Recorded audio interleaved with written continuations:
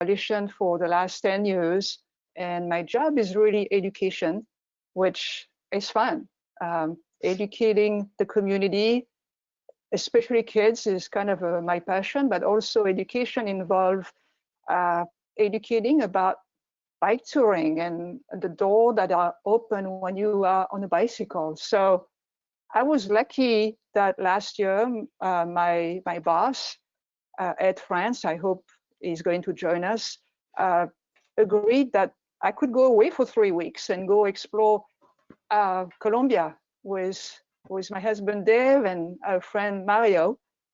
So here we are. We talked about going to Colombia for a long time, and about 6 years ago, when we talked to Mario and his wife Mariana Rica, and we're like, okay, we're ready to go to Colombia, and we're going to go, you know, with our bags, and we'll stay in places. And both of them were like, ooh, I don't know about your plan.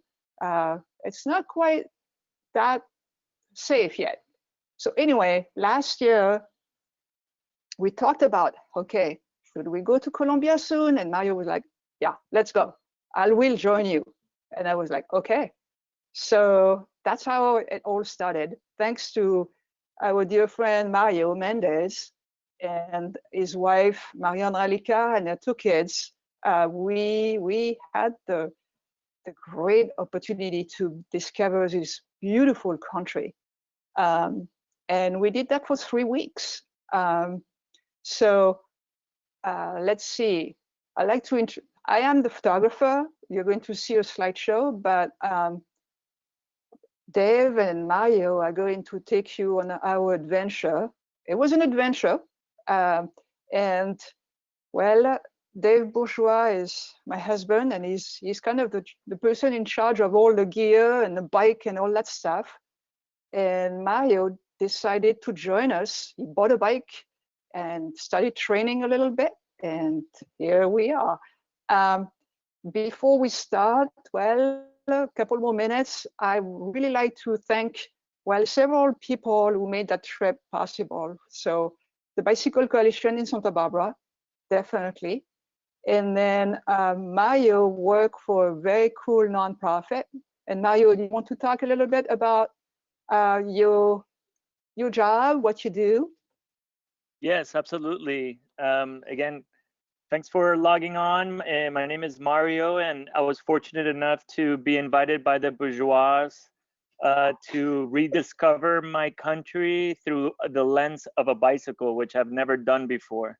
I was so surprised that by moving a little bit slower, it's so much more that you can learn about a place. I grew up in Colombia, and I moved away in my mid-20s, and it was so nice to be back and to see this beautiful country. I work for Wilderness Youth Project, so I'm all about nature and connecting to nature and to people, and our business is connecting, really. So I want to give thanks to to Wilderness Youth Project for giving me the time and the space to be able to do this epic trip. I know we have more sponsors too, and we want to thank a lot of people today. Yeah, so another sponsor as well, Dave, my husband, was able also to take 3 weeks off. So Dave, do you want to talk a little bit about thanking your employer? Sure, real quickly. Definitely like to thank Log Me In, especially my teammates who helped cover when I was out for a few weeks last summer. And I work on GoToMeeting. I work on the software that we're using right now. Also like to give a shout out to Ken Doyle, who is a company trainer that Log Me In provides. He helped get me in shape for this trip. And I like that my employer keeps me fit as well as employed. And who else did you want to thank, Christine? Well, I have a couple more people to thank. Well, I like to share also, I have health issues and lower back pain. And before planning for that trip, I started to work out. So I really like to thank my trainer. It was a group training where we did a lot of weightlifting and strength, upper body and lower back. So fitness really transformed me, and I was able to do this amazing trip. I don't think a couple years ago I wouldn't have been able to do it because of my lower back pain. So I like to really recognize Mickey Rayleigh, who helped me through this journey. And then one other sponsor that I really like to thank is, well, I'm going to move to the next slide. People keep signing in, but I think we're going to start. Let me see, make sure. Oops, sorry about that. Next sponsor is this awesome local brewery, Drossman Ale Works, who is giving 10% on anybody who buys beer right now, and 10% will go. Yeah, I see people holding a beer. Good job. To Scott and Tammy for believing in bicycling is important for Santa Barbara and the community at large. So thanks again, Drossman, and thanks for your financial support and for encouraging people to ride a bike and have a beer when the ride is over. So on this note, I'm going to let Dave and Mario just talk about our adventure. I see everybody's muted. That's perfect. If you have questions, you can send a message on the chat, but we'll do question at the end. So on that, I'll move to the next slide.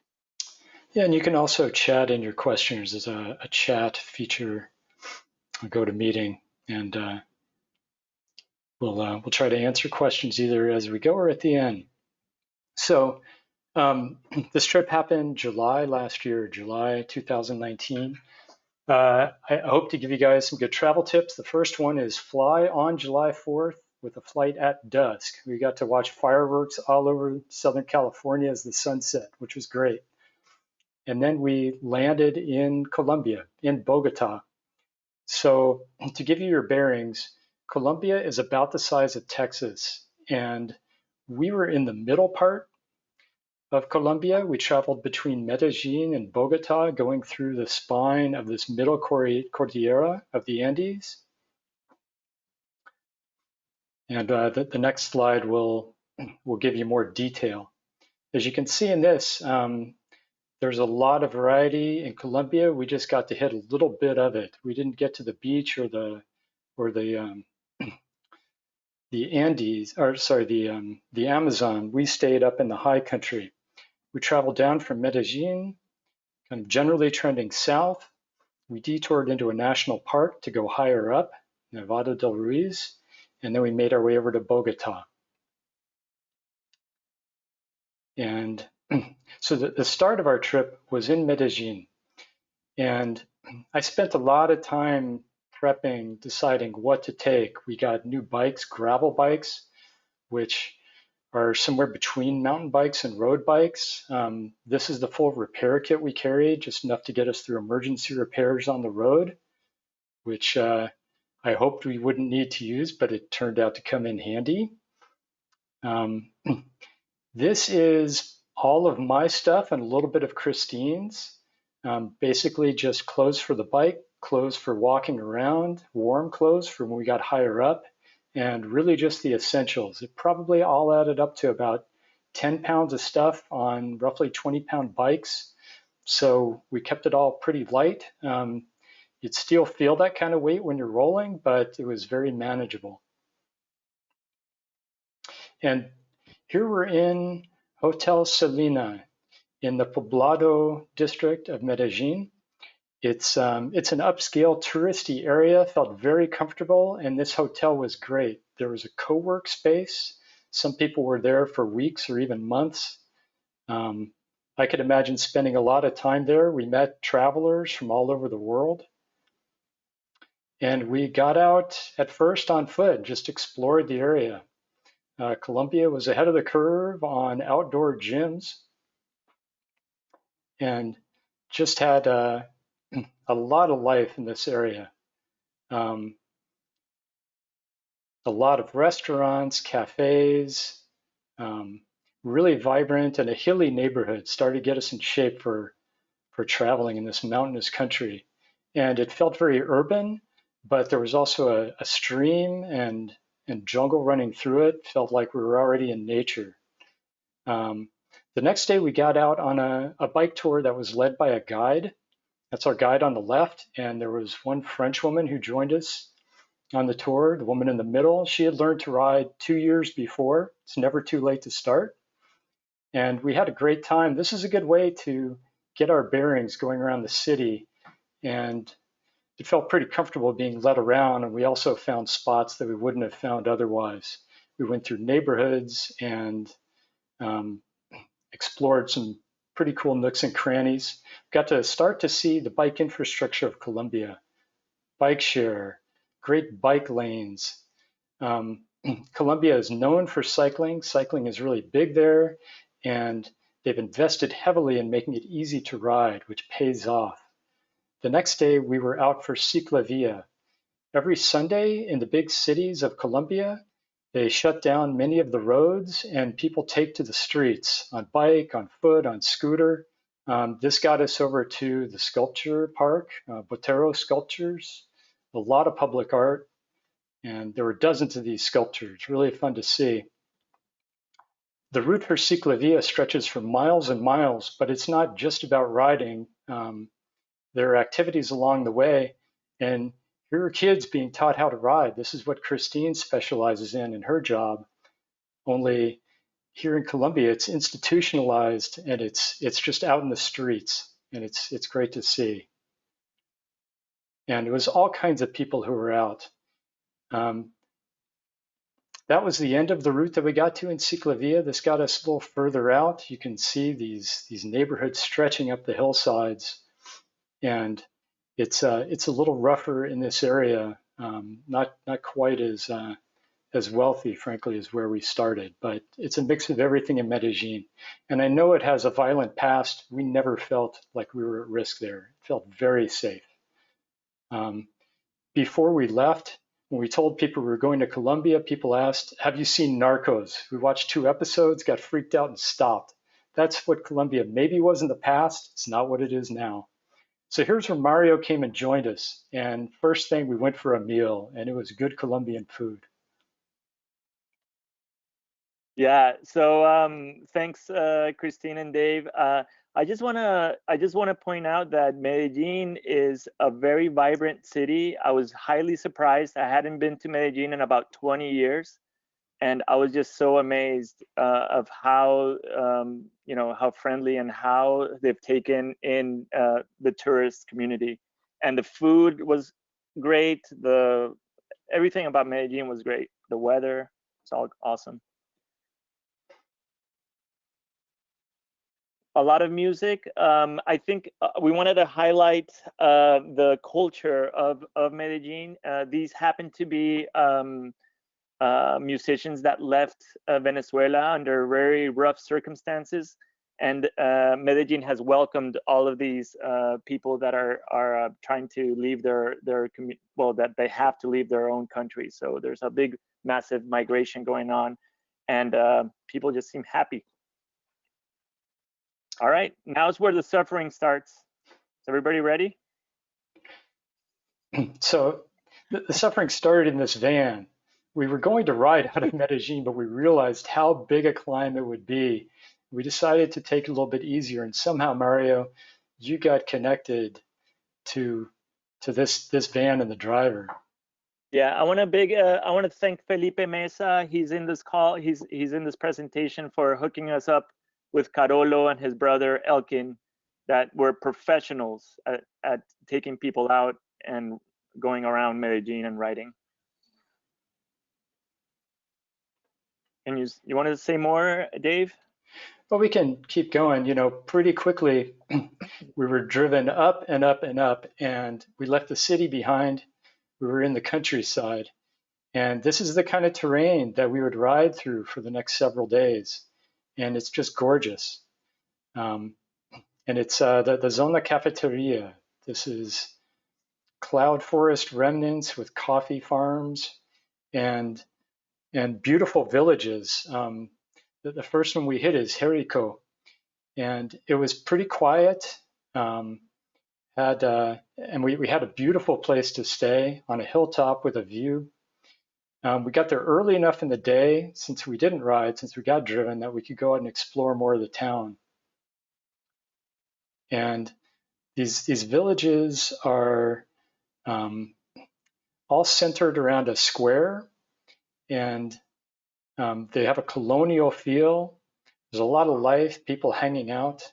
The temperature here, so Medellin is the city of eternal spring. It was probably in the 70s or 80s. When we got up here, it was more like 60s to 70s, started cooling off. In our riding, the territory we covered were mostly between 1,000 and 3,000 meters elevation, so kind of centering around about a mile high.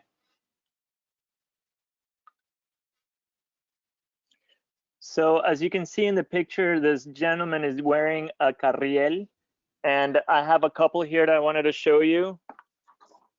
His and hers. These were given to us by Samuel Duque and Angela Duque. They're on the call too. Thank you so much. And we even have a couple for our kids. And this is a very typical Colombian from this region. And we went to this town is where they make these. So it's a big deal for anybody that's from this area. This is very authentic. And plus these two towns that we're gonna show you are Jericho and Jardín, and this is Jericho from a hilltop. And these are one of those most beautiful cities in the region of Antioquia, which is kind of like the state where Medellin is located. This gives you an idea. It's not flat around here, and we tried to train before going on this trip, but it was hard. It was still hard. But we had a great night's sleep, and we're fed a delicious breakfast, and that fueled us for the first day. When we were in Jericho, we saw hardly any tourists. This is Isabel, our host. I highly recommend staying with her. She's a retired PE teacher, and I thought maybe she was going to hop on Mario's bike and come along for the ride, but we had to leave her behind. And you can see kind of how our bikes are loaded. Those are the bags that we packed up in. And then we were off. So riding, we sought out small roads. A lot of them were dirt. Tried to do research ahead of time and plan a good route. It was a little hard to tell what the conditions would be like. And this was my first time touring on dirt, at least on this much dirt. And I was happy to have gravel bikes. So it was kind of a tricky choice, what kind of bike to bring. Gravel bikes were good, like I said, for kind of a compromise between road and mountain. One tricky aspect was they're pretty new in Colombia, and it'll be, well, you'll see what happened with that. This is a Chiva. These buses are super cool. This is not an ornamental truck. It's actually how people get around in these towns, in those Chivas. Yeah. And for most of our trip, all we saw was banana and coffee, and sprinkled in with a little bit of cacao, which was, I think, my favorite food.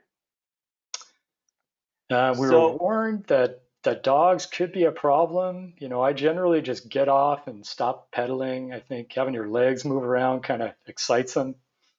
Put the bike between me and the dogs. This only happened a few times, and it was never really a problem.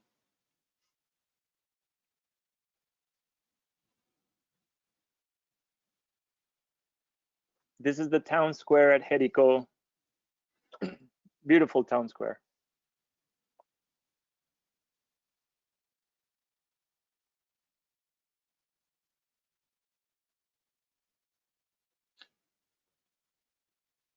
And in some ways, we felt like we just stepped back in time. So we took a day off from riding. You know, bike travel is not just about biking all the time, or at least it doesn't have to be. And we wanted to go hiking in the nearby hills. We heard there was a really cool swimming hole. So we got a ride in this tuk-tuk to get up there and then started hiking from there. That's the view back down on Jardín. And you can see some clouds rolling in. So in this picture, we can see the climb we did the next day. It's where the clouds meet the mountains. That's the climb we started doing to get to the other side of that. This is the central Cordillera, or part of it. We saw waterfalls, I think, every day, but we only saw one that was flowing into a cave. I don't know where else you find that. And while we were out on this hike, we met some really friendly people. And, you know, we'd gotten the taxi ride up there. We didn't have a plan for how we were going to get back. And they put us in the back of their truck and then went to a cafe with them, got to know them better, drove us around some. These are young riders training. These guys are racers in training. And they were doing repeats up and down this hill over and over again, strong. Did you go to Salento? Later, we'll get to Salento. In the Zona Cafetera? Yeah, we did, but we'll get there later. One of the people we met on our hike was Oscar, and he built this bamboo house. This is what he does. He builds beautiful bamboo structures all over the world. Yeah, he's a world-renowned bamboo and guadua constructor, and he does different workshops all over the world in bamboo. And this is his house in Jardín. I mean, in Jericó. And you know, if we hadn't been getting around on bike and on foot, I think it would have been harder to meet these people and to get invited into their house. You're very approachable and you're just naturally social when you're out on a trip like this, which is a real benefit. And now we're off on that climb that Mario pointed out before from the view we had the previous day. It rained some that morning. We waited for the rain to clear and then started heading up the hill.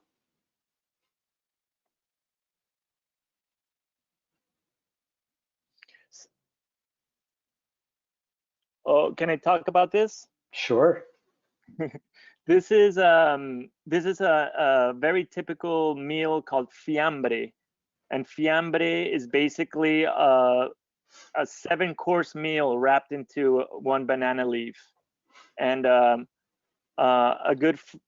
people that we met told us, take fiambres. This is the best meal. Fiambre, fiambre, fiambre. So we bought 3 fiambres. And I think the 3 of us ate off of 1 fiambre for 3 days. So we were carrying 2 fiambres around for like 5 days, and each one is like a kilo. It's so dense and heavy. So this is the insides of a fiambre. It has pork, chicken, 2 kinds of potatoes, hard-boiled egg, pork grinds, rice, beans, yuca. Yeah, you can even eat the banana leaf if you're hungry enough, but we didn't. And this is where we would eat our meals, by some beautiful waterfall or like overlooking some valley somewhere. It was just so surreal and so nice. And this day we were out all day outside of civilization. It's good we brought food with us.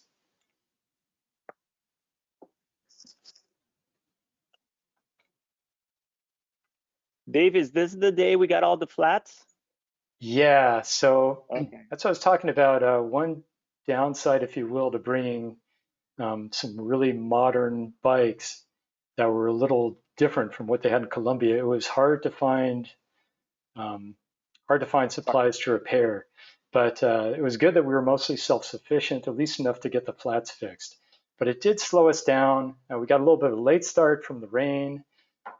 and slowed down more from the flats, and we ended up rolling into our next destination in the dark after dodging cows on the downhill, which was pretty exciting. And when we got there, we found here's a group of mountain bikers just getting ready to go out for their night ride, a couple dozen of them. And everybody in Colombia rides. It's really fun to see. So I want to talk a little bit about this town. This town is called Rio Sucio. And Rio Sucio is a town that has a lot of history, mostly violent history, and they're trying to get away from that. And it's also interesting because this town, they have El Festival del Diablo, the festival of the devil, which they have every 2 years, and it's supposed to be like thousands of people show up. And I don't know, we weren't there for the festival, but it seems like a cool festival to visit, to go to.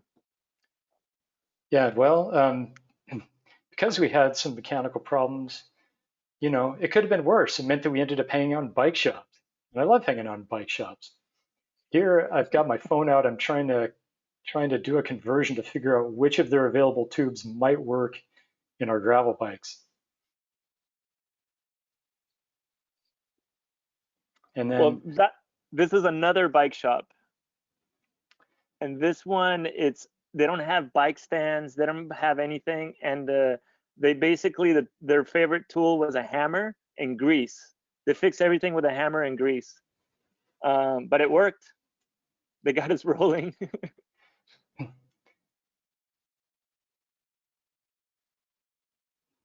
Falling banana trees. so we had another problem in Rio Sucio. We planned this great route all the way down to where we were going to head, but there was road construction, so we had to improvise. And we asked the people at the bike shops, how should we go? Where should we go next? How should we change our route? And they sent us over towards Ira, and this is where we're riding today. And they told us, you'll do great. There's a resort in Ira, and right by the river, really nice spot. And we didn't really know what we were getting into, but we rode into a reservation. This guy's making a fishing net. He would have sold it to us. We didn't really have room on our bikes. People live very simply here. And Colombia's an incredible mix, ethnically diverse.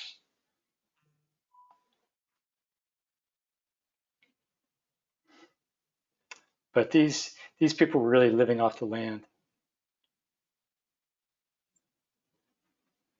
When Dave said the river that we're talking about is a big river. It's called the Cauca River, and that's kind of like we were kind of following the Cauca river flow, going sort of from north to south, or part of it.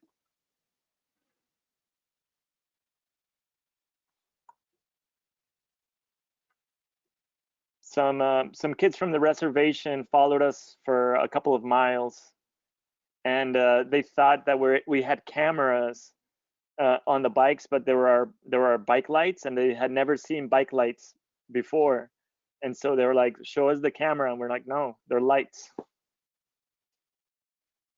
This is an indigenous reservation. That's what we're talking about. It's an indigenous reservation that we didn't know we were entering, and it took us about 4 hours to cross it. And I don't think a lot of people go there. I don't think a lot of foreigners or even Colombians go there. Yeah. This is a lot of people's favorite fruit. This is the cacao. This is where the chocolate that you eat comes from. And you can eat it like a regular fruit. It's super delicious. And we finally made it to Irra. Big construction going on. There's a giant bridge being built there right now. So about, I would say like 80% of the population were construction workers. And well, that that resort by the river, turns out it had been closed for a couple of years. I don't think that people from one valley necessarily get over to the next valley all that often. But we found something. We stayed in a truck stop. What did we pay for this room, which would barely hold our bikes and us? I believe it was 12,000 pesos, which is roughly $3. And it was in a Terpel gas station, normally reserved for truckers, for truck drivers. We didn't have camping gear with us, so we just had to find somewhere to stay every night, and we stayed all kinds of places, as you'll see. Some of them super comfortable, and some of them just got us by. I had more mechanical issues next morning.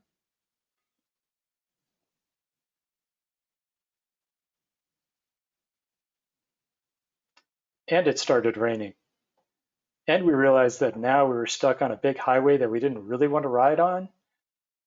So thankfully there was the Chiva. In this picture, I'm negotiating the price with the Shiva driver.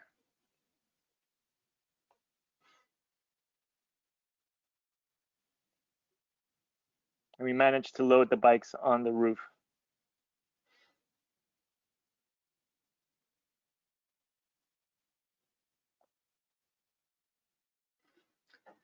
And you know, I love to ride a bike, but I have to say, motorized transit sometimes is great. We got to skip a kind of rough highway ride in the rain, and when we got off, we were back in beautiful country on a quiet road.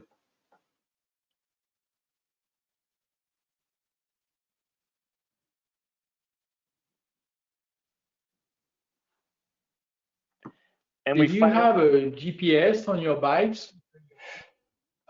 We navigated by phone. I had maps loaded on a cell phone, and that's mostly how we worked it out.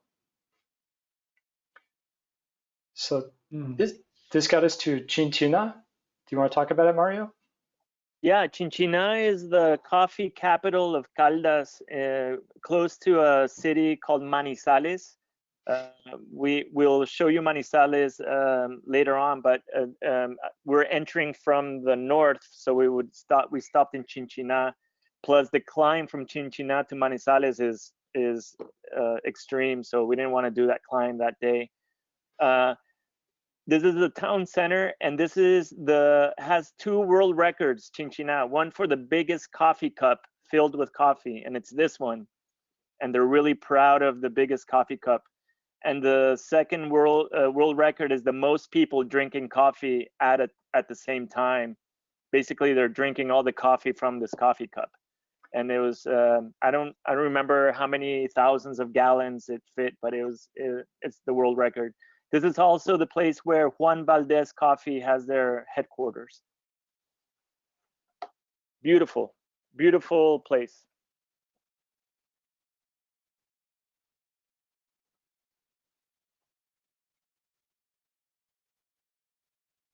Oh, and the day we got there, it happened to be the day where all of the coffee growers would meet and they would negotiate their beans and all that. So it was totally packed.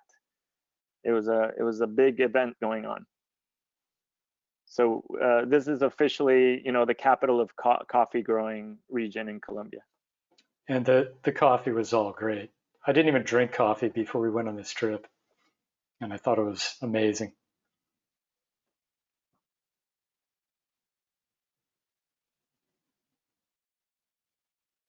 These are my friends that hosted us in Chinchina and Manizales. Is Javier and his wife Angela.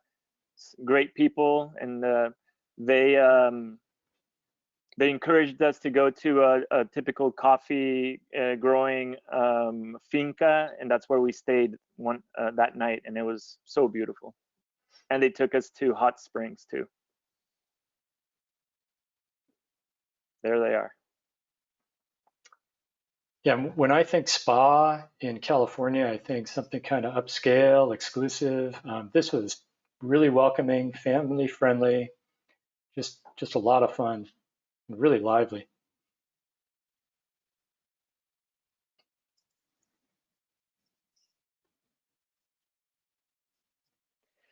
As we mentioned earlier, Dave had a lot of these maps set up in his phone and but most of the ways that we got around were just of other cyclists telling us how to get to different places. And this is just an example of guys just rolling up and giving us directions and telling us how to get to different places. We were trying to get to Finlandia, if I'm not mistaken, right? That's right. So we're rolling down from Chinchiná/Manizales to Finlandia, but Dave and Christine did go back to Manizales later on. Oh, Dave, you want to tell them about this? Yeah, again, getting directions, because there's a pretty good chance when you stop for a snack that the person working there is a racer, and he can just tell you where to go. So this guy is one of the he was one of the guys that made the bread at this bakery, and he was also semi-professional racer. So he knew his way around. And we were just in the outskirts of Pereira in this picture, and we're trying to see if we went around Pereira or through Pereira. And we ended up going through Pereira, which was pretty intense. That was some of the toughest city riding we did. I can't recommend this as a destination for beginning riders. It's good to have some experience before you tackle this place. And here we've been riding on the road, but the route I planned took us on the dirt here, and it looked like it might be kind of hard. We're kind of wondering, but I figured this guy, he's got a basket full of arepas. How hard can it be?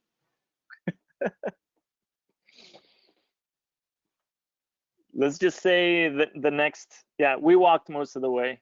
Super hard climbs.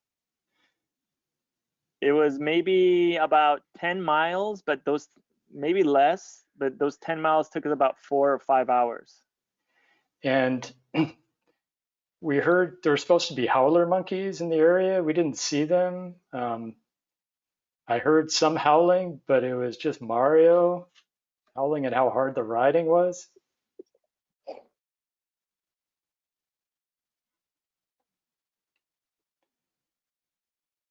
And then, well, it started pouring rain, and we hid under that awning that you see up on the right until one of the people who lived in this house came out and said, "Hey, would you like to get out of the rain? And can I bring you a cup of coffee?" So people are super friendly when you're out on a bike.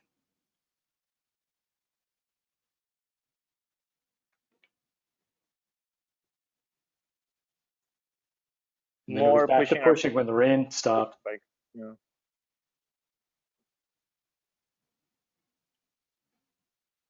Another bike shop. And I mean, there was nothing else around, but there was a bike shop.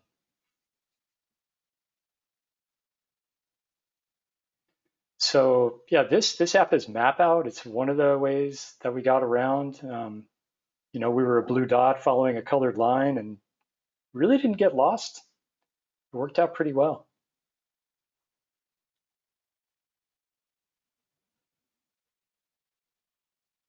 And we finally made it to Finlandia. And Finlandia is a jewel. It's in my opinion, one of the most beautiful cities in the coffee region, definitely.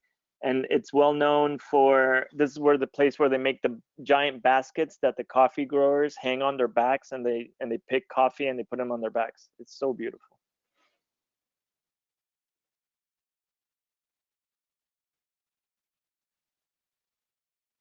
This is definitely a step up from the gas station where we stayed. This place is just beautiful, super comfortable, very welcoming host. It was the Hotel Los Compadres. This is me after pushing my bike for 10 miles.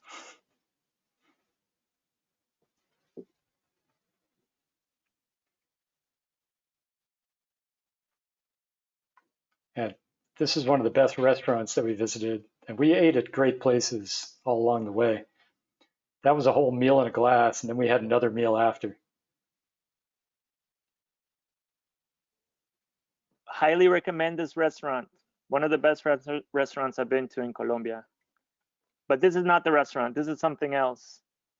This is a 5-star hotel, high-end hotel, just dedicated to bikes and people that just love biking, road biking, and it's all set up for bikes. It has a 24-hour mechanic on call, 2 masseuses. This is the interior of the hotel, and it's all designed around biking. And Rigoberto Urán was one of the guys that spearheaded and promoted this place heavily when they opened up. So if you wanted a trip a little different from what we did, you could book a stay there, and they'll set you up with a pro cyclist who will take you out every day. A different kind of adventure. It was incredible. It was incredible, the explosion of the bicycle in Colombia. When we went there, it was just before you guys in June during the Tour de France. And I told the Colombians, this year a Colombian is going to win the Tour, and they didn't believe me. And I said, Colombia deserves to win the Tour de France. And then when Bernal won the Tour de France, everybody was so excited. But even in France, there are less bicycles. When we went up the mountains from the top down, there are so many bikers all over Colombia. It's really an explosion of, wonderful.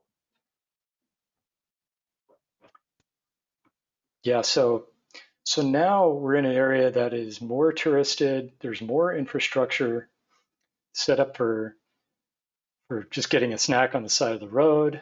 We saw more people riding bikes in this area. Felt less remote.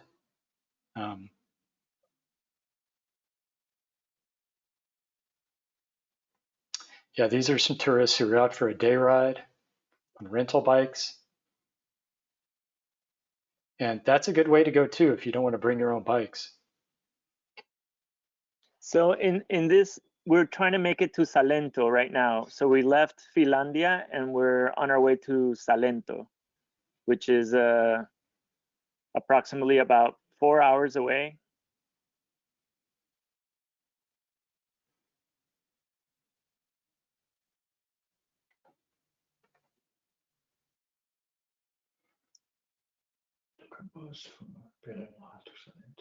Mario, do you want to talk a little bit about the arepas?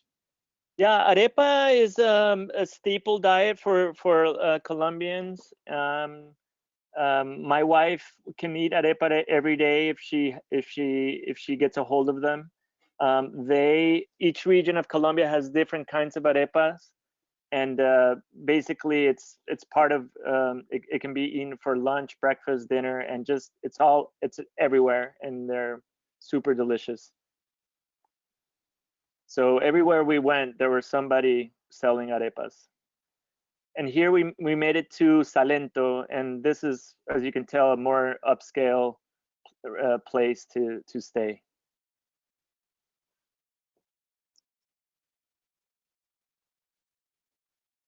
Salento is way more touristy. It's one of the most touristy cities I've been to in Colombia. A lot of ecotourism, because that's the launch pad to all of the well, Dave and Christine will tell you more about it later, because that's the next couple of sets of slides are around that. Right, and here we're on a day ride out to the Valle de Cocora, which it's a beautiful valley with wax palms, the tallest wax palms in the world, or the tallest palms in the world. Yeah, like Christine said earlier, we were surprised how many cows we saw. These guys are working at the dairy.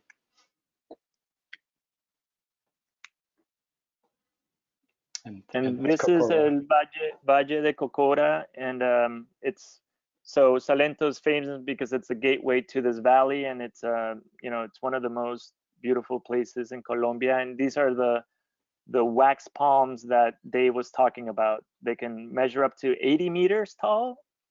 Dave, I think that's right. Yeah. Yeah, and then back in Salento, again, Seems like we kept on meeting bikers who were heading out for night rides. We mostly rode in the day, at least that's what we planned on.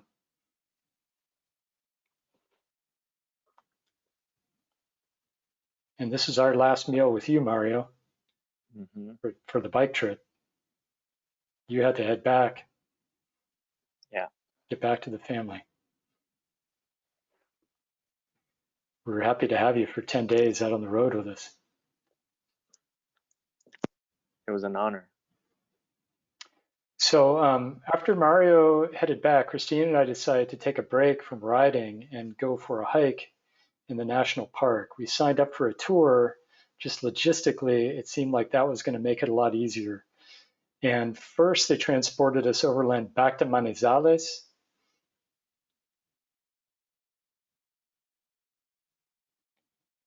And we got to explore that city. It's a college town.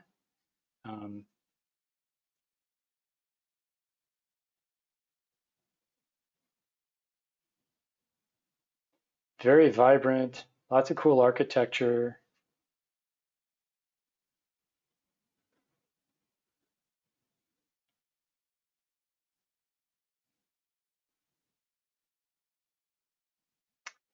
And then next day, we got an early start, met up with our tour group, got in the Jeep, headed up to the hills, and the Jeep broke down. So we lost a little time, but no problem. Everything got taken care of. They just brought another Jeep, transferred our stuff, and we kept going. And now we were hiking, we're on foot, and we got higher up and more remote. So I told you before when we were riding, we were between 1,000 and 3,000 meters elevation. Now we're hiking up above that. Most of this trip, we were around 12,000 feet. It was windswept, cooler, and really different terrain. And we were out of the jungle and in the Paramo.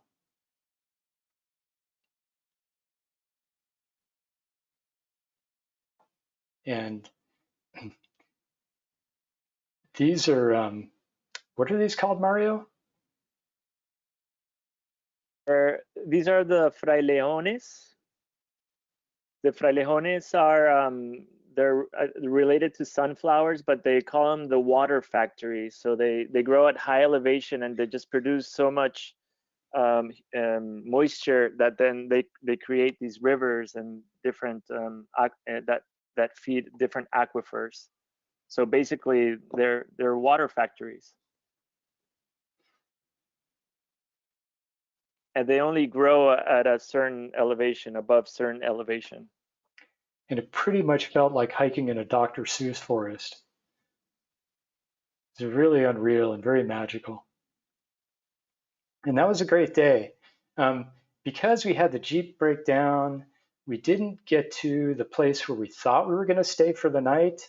So our guides improvised and took us to this small farm where we were welcomed. And we had a small group, but they weren't really set up for a big group. So Christine and I slept in the bedroom where the people running the farm slept, and we were in the little kids' bed. I think the little kids had grown up. So my feet kind of hung off the end of the bed and the wind howled. We didn't sleep very well, but it was still very cool. And the farmers said their prayers, blew out the candles, and went to bed right next to us.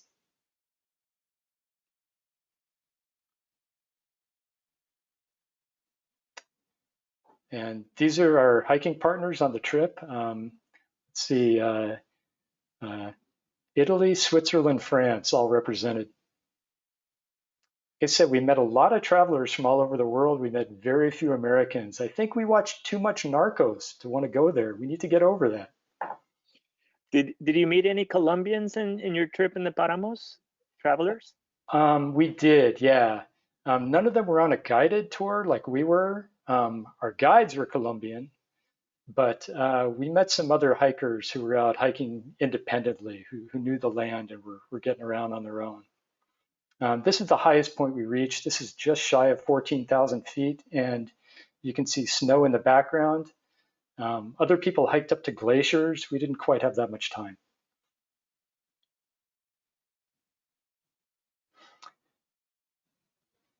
And then we hiked back down into Cocora.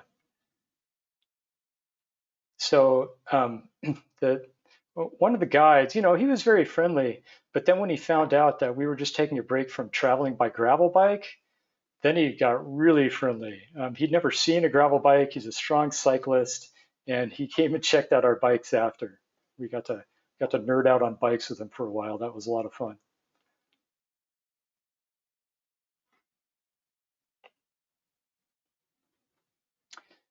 And now we were trying to figure out how to get to Bogotá. We hadn't really planned the route from here. I'd thought about backtracking and going over a high pass, which would have featured the longest downhill ride in the world, but it was kind of out of the way. And I realized right on the way was another high pass with another really long downhill on dirt, even more remote. But I was feeling kind of worn out, and we realized that, well, as part of this bike tourism, they're all set up in Salento to take you uphill and then have you ride back down to Salento. So we caught a ride most of the way uphill, but instead of going back to Salento, we kept on traveling. And we got the ride from Willie, really cool guy with his two kind of crazy dogs. As we drove up the hill, the dogs got really excited. They wanted to get out and run. So we ended up getting driven up to about 12,000 feet while two dogs chained together ran behind us at about 30 miles an hour. I don't know how they did it.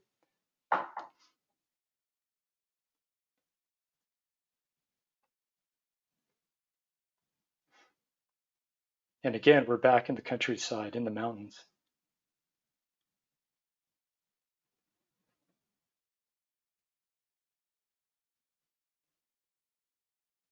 And now it's feeling really wild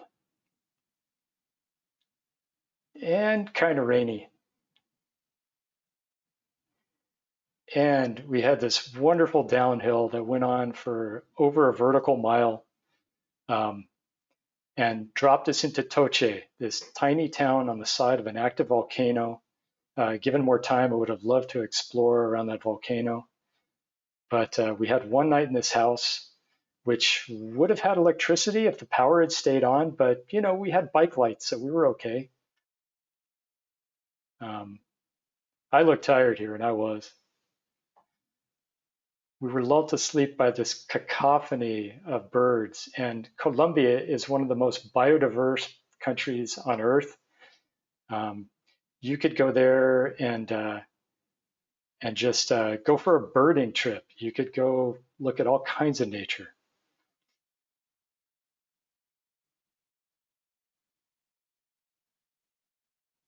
And these are those same palms lit up on the hillside. We saw them the whole day we were riding down. The next morning, we met this French bike traveler. He was actually I think the only other bike tourist who we met who was out for a long distance tour. He had gotten that bike at a community bike shop somewhere in South America and was making it work for months.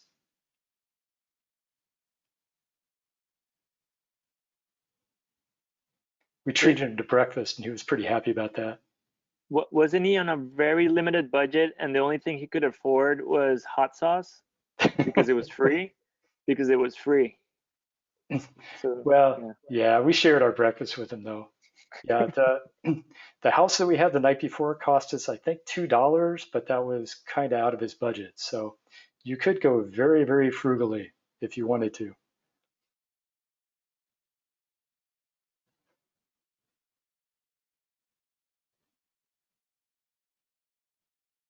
So this town is called Ibagué, and this is a view from up in the top, and I imagine and that bridge that you see in the bottom, that yellow bridge is La Línea. That's the downhill ride that Dave was talking about, which is one of the biggest climbs in the Vuelta a Colombia, in the Tour of Colombia that they race. It's also super dangerous. Ton of trucks.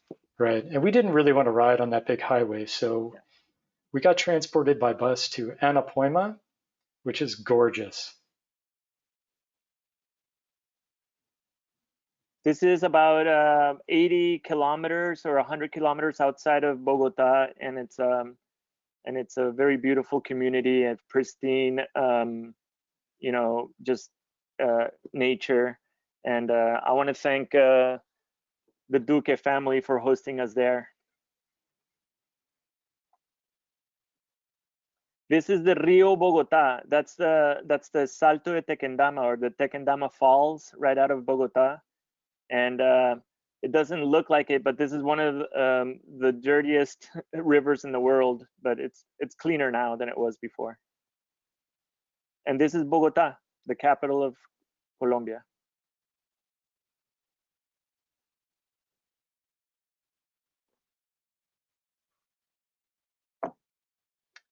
It was fun to be back in a big city. When we were out in the countryside, we didn't do much in the way of nightlife, but here we got to go out and see a play. And we were treated to that. The playwright is friends with Mario and his family. So thanks to him too. Yeah. And the next day we went to explore La Candelaria, which is a very historical place in Bogotá, and we stopped by an old place where I worked before as a teacher for many years. It was fun to go there.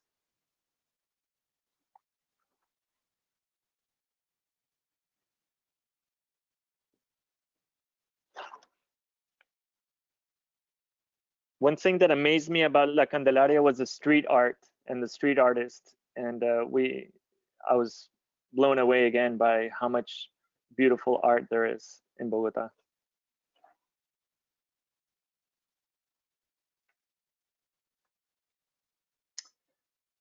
And this is the Gold Museum. It's impressive and just a reminder of the colonial past.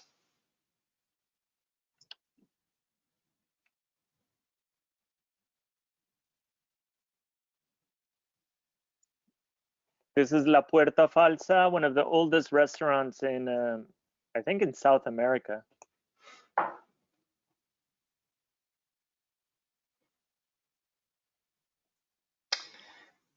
I'd been warned by the guidebook to look out for people selling big-ass ants. We just steered clear. They're delicious. So this used to be a street for cars, and now it's all bike and pedestrian. When Colombia set up the ciclovías, that kind of started a revolution. We could do better here in Santa Barbara supporting bicyclists. Right now our State Street is closed, and we'd love to see a bike lane like that go in.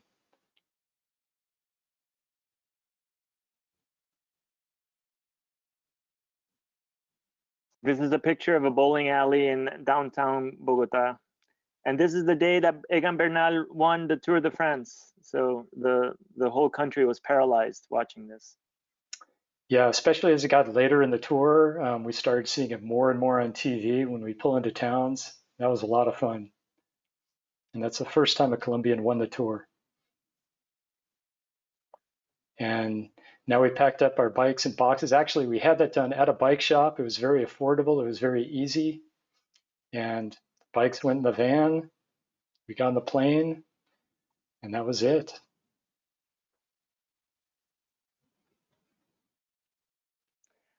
Just randomly, we got the same flight back to LA from Bogotá, and it was nice to wait for the plane to be 4 hours late with you guys. It happens.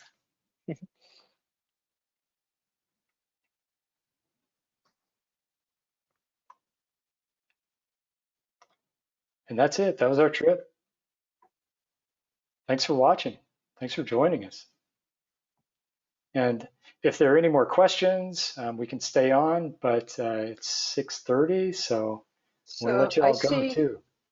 I see some questions like, uh, was there any good cheese in Colombia? We ate some amazing yogurt and some kind of kumis, which is kind of a kefir. I don't remember really good cheeses, but the food was great. Every night we had a really nice meal. People also ask if we stayed at hostels. Well, we stayed at all kind of places. I mean, I made a couple of reservations at the beginning of the trip, like Medellin, the Selina hostel. That was a hostel, but it was kind of a fancy one. And then Jardín and Jericho are reserved, but the rest was kind of on the way as we went along. We made a reservation in Salento when we were on the road. But that's about it. We just kind of went as we wish. So it kind of allowed us to slow down and do some good stuff. Like in Salento, when we went when we went hiking, the hotel kept our bikes in storage for 3 days, which was super nice, for free. Let's see, what are big ass ants? Biggest ants? Well, Mario. Dude, Yeah, they're put them in your pants? Is that what you do with them? Is that why Colombians dance so much? that's how we practice for salsa dancing. They're typically from another region called Santander, and they're ants about this big, and they call them big ass ants because their abdomen is really, really big, and they deep fry them, and it tastes kind of like popcorn, but with way more butter. And the legs of the ants get stuck in your teeth. They're pretty tasty actually. Oh, now I regret that we didn't eat them. We have to go back. We're gonna have to go back. Somebody asked, wow, glacier in Colombia, how did you stay warm? Well, when we rode, you saw it's very tropical. And yeah, when we hike in a trek in the national park, you can go on the glaciers and stuff, but we didn't do that. I had a Patagonia jacket, very light. That was enough, and a good windbreaker you saw, and also pants for windbreaker too. So we managed. It was not too cold except when we trekked, but we were lucky. We didn't get any rain or bad weather when we were trekking, which was a blessing because maybe we would have been cold. Maybe. We had layers. We didn't have a lot in the way of clothes, but we were prepared for pretty much everything from hot down to close to freezing. I just want to say that because of this trip, I now I'm more of a cyclist. I've been riding, way more. I've been getting in better shape, and this was for me the first time I had ever even wore tights, like spandex shorts. Is the first time I ever done those. So I want to thank Dave and Christine that taught me, a lot of tricks and a lot of things during this ride. It was definitely they know what they're doing. They're professionals. They've come more prepared. Way more prepared than I was, but it was still such a great ride. Thanks again for letting me tag along. Thanks for showing us your country. We can't keep up with Mario anymore. Well, yeah. Any more questions? There's a question about butt butter. That was an ongoing joke in our trip because Dave and I had to share one tube. I think it is the ongoing joke of any long distance cycling trip. You can always count on the butt butter, right? Yeah. We packed really minimally, but next time maybe more butt butter. One thing that I loved was every time we got anything out of our bags, Dave looked at it and was like, how can we make this lighter? And the ongoing joke was that we should have taken a drill and drilled holes into everything just to make it lighter. I remember having my toothbrush out. Is like we could have drilled some holes in that. That would have made it much lighter. We could have drilled holes in then, the fiambre. Yeah, and then we carried 6 pounds of fiambre around for 5 days. Well, thank you everybody for joining. This presentation was recorded and I will post it on YouTube. So I know some people really wanted to attend, like my family in France. I will share the link with everybody, and feel free to share it with friends who couldn't attend. And again, thanks everybody. And you know what? Go ride your bike. It's a fun and great way to get around, and you'll meet some amazing people all over the world. So thanks again. Thank you so much. Yeah, thanks everybody. Thank you.